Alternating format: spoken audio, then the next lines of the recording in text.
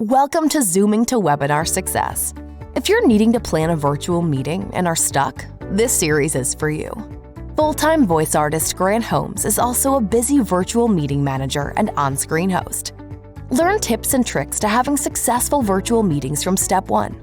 And now, here's your host, Grant Holmes, the Webinar Guy. Hey, this is Grant, the Webinar Guy, Zooming to Webinar Success, episode 15. Last episode, we talked a little bit about how you want to be seen in the marketplace, fine dining or drive-through, right? And be the chef, by the way. I think the point there is obvious. Prepare as well as you can, but at some point, you got to stop aiming and fire. And go back and listen to the episode. It's a lot deeper than that. So what's next? When planning your webinar, there's very little in preparation that has to be done in any certain order. But you have to start. But whether you start on your slide deck first or start planning your social media first, pretty much doesn't matter.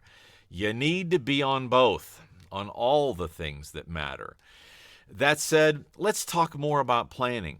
I found it very helpful to have a checklist to work off. And over time, we've developed a multi-sheet, multi-tab Excel spreadsheet that has more than 75 line items, and it grows every week as new things come up or we think of things to add or we get into a situation. It's like, well, we need to add that to the sheet also. The sheet has pull downs for tracking, responsibility, and such, and we use it every day. So when planning some of these items, you may only ever need to visit once or touch them once. For instance, if you purchase a camera, microphone, lighting, etc., and get it set up, well, that's not on our list. Yet chances are, once it's set up, you'll not have to worry about these things ever again. But here's something that can catch you. What I just said is true. You may not need to mess with it a lot. But what about your guests, your presenters, or panelists? Yeah, while it may seem ridiculous, it is worth checking everything. For what you don't check will eventually bite you. We know this from experience. I'll use the Queen's we here, but me, right? And as needed, check the items on your checklist with anyone involved. Now, it may be hard to do with guest presenters, but man, do a check ahead of time to check their lighting, their camera angle, and microphone sound. I was just on an international webinar last night from out of Singapore, and one of the presenters couldn't get his slide deck to show. So now he's just using the slide deck in edit mode, which looks horribly unprofessional. Anyhow, some days we're managing 5 webinars, and without that checklist, things would get hairy and forgotten, I'm pretty sure. So how do you get a copy of the Webinar Guy planning sheet? Visit our website and fill out the pop-up form on the home page. And if that's being blocked by your browser, hit our contact form and just specifically ask for it. The free version is a PDF you can print and use as often as you may need to. And we update that free PDF form every month or so, but not on any regular basis. The Excel form that we are constantly updating and upgrading and adding things to is available for purchase. So drop us a line about that also. We'll connect and get you a copy. And when we update, we'll send you the update for that for free. Okay, enough with the commercial. Let's dig into the things that we talked about earlier, pretty much audio and visual. Solid audio and solid video require a microphone, a good microphone, and a good webcam. Now, you probably already had that figured out. Well, what is good and how deep do you go into your pocket? How much do you spend? Well, more and more really good USB mics can do a really nice job. You'll likely spend less than $100, maybe only $30. Another thought is, what is your look going to be? Is it okay to wear ear pods or headphones? Do you want to look casual? Or do you want to look professional and have a big layout? And on that note, please avoid headphone mics like the ones that are used for gaming unless you check the quality. Are you going for a green screen studio like this? By the way, that's a whole unique box of rocks. I wish I had back all the time spent on eliminating glare on my glasses and the wrong lights and a whole bunch of other stuff, but I digress. I have several clients that do their webinars on ear pods, and use the mic that's on the wire, and they sound awesome. Best to buy something recommended by friends and test it, or look at YouTube video reviews, right? I'm a staunch supporter of Sweetwater Audio. They do a great job, but there are so many places to buy equipment. Do some homework. Again, ask friends.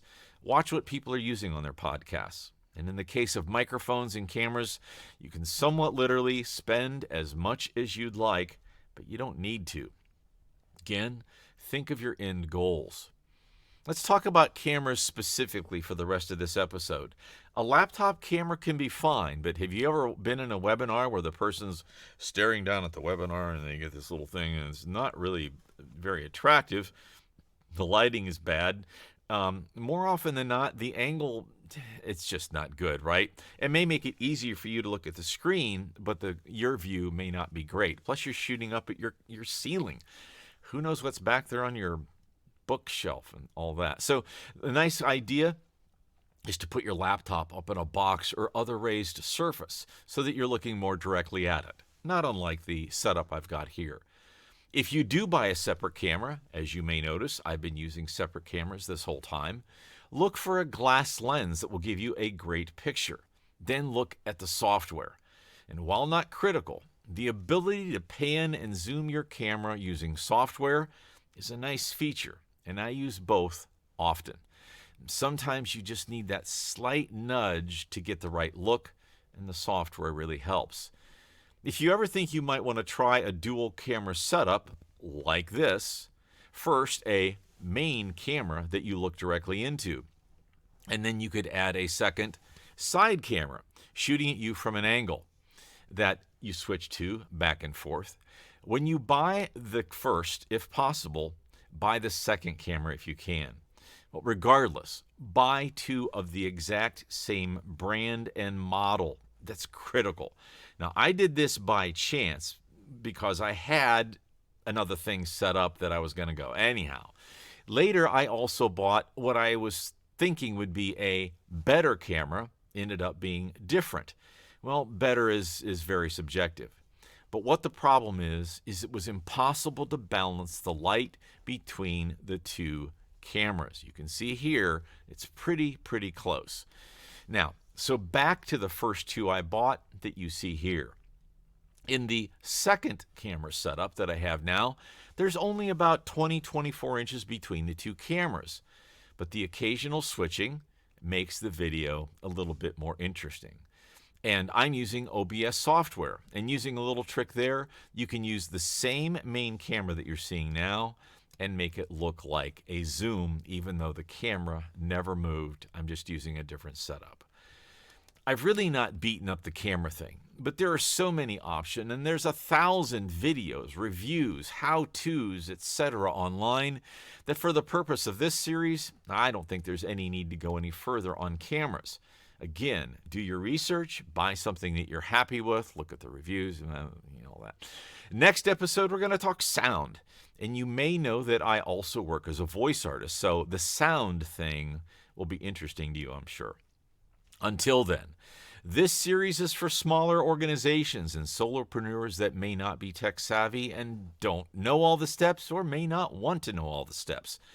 Over the series, I'm going to lead you through the significant decisions and capabilities you'll need to zoom to webinar success. And as always, if you need help now, don't hesitate to reach out at Webinar Pro, at thewebinarguy.com. Webinar Pro, it's right there on the screen. You can read it. Thanks for watching. Even if you're listening on the podcast, thanks for listening. I would love to hear your questions and comments. Have a great one. See you next week.